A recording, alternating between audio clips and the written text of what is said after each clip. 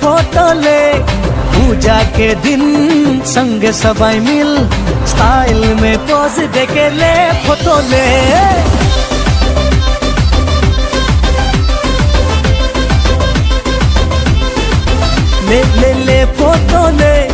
ले फोटो ले पूजा के दिन संग सबाई मिल स्टाइल में पोज देके ले फोटो ले। म्यूजिक बाजी छेड़े थोड़ा नाच ले और संगे हंसली के फोटो मार ले। मोबाइल में थोड़ा एडिट कर ले फेसबुक व्हाट्सएप में डीपी बनाई ले।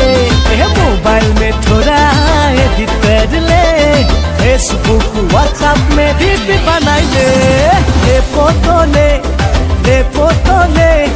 पूजा के दिन संगे सबाई मिल स्टाइल में पोज देके ले फोटो ले।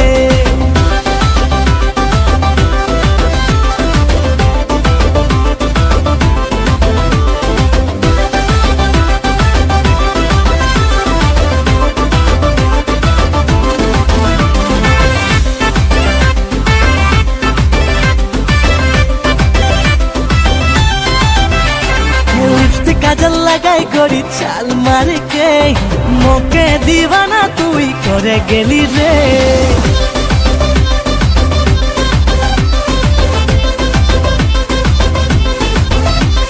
लिफ्ट काजल लगाई करी चाल मारी के मोके दीवाना तुई करे गेली रे।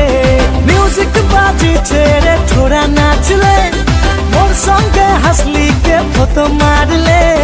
तोरे चेहरा गहरा लागे चैन चुराइली तुई आँख मिलाई के। तोरे चेहरा गहरा लागे चैन चुराइली तुई आँख मिलाई के। ले फोटो ले पूजा के दिन संगे सबाई मिल स्टाइल में पोज देके ले फोटो ले।